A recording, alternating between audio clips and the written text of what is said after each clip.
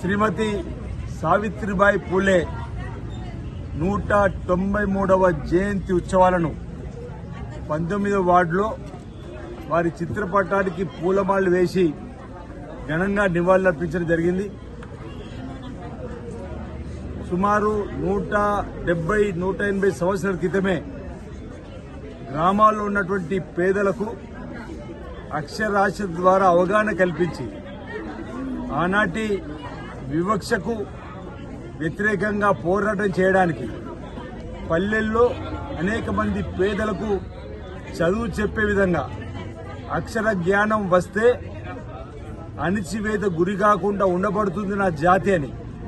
ఓ బలహీన వర్గాల బిడ్డకు సంబంధించినటువంటి శ్రీమతి సావిత్రి పూలేబాయి ఆనాడే గ్రామాల్లో అక్షరాలు దిద్దేటువంటి కార్యక్రమాన్ని ప్రజలు చేపట్టి ప్రజలను చైతన్యపరిచినటువంటి ఆ